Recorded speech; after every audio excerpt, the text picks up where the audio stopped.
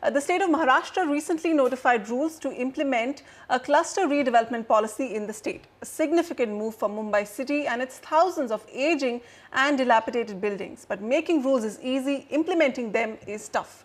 Nothing illustrates this better than the famous Bhendi Bazaar region, an area ripe for a makeover.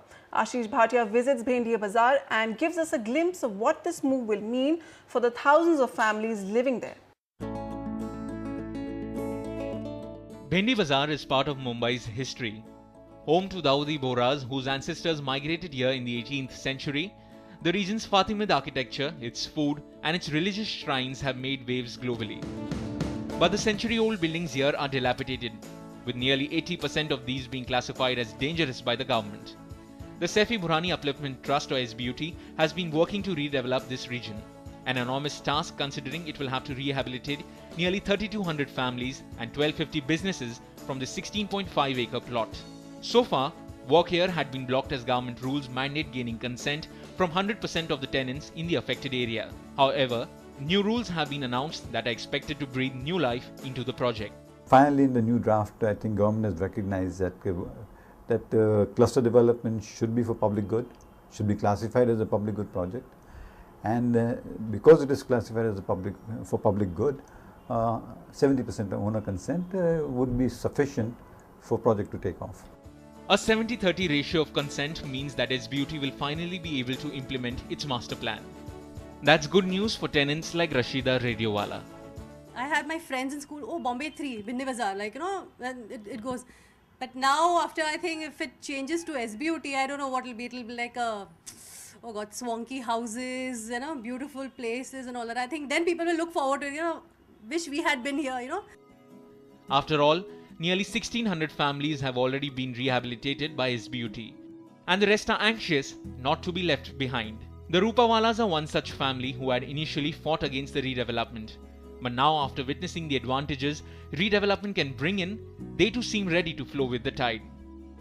My friends living in other, like Agripada and all, they were living in a developed area.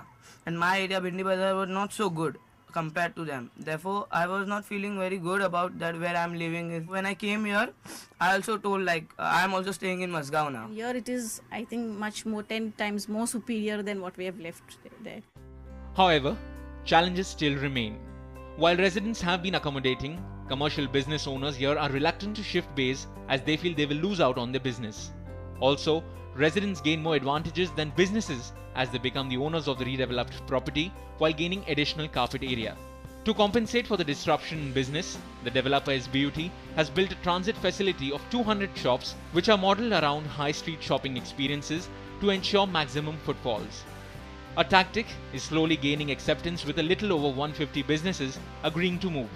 They wanted the street shopping, so we designed in such a way that all the shops, some 1,200 shops, will face all the big roads.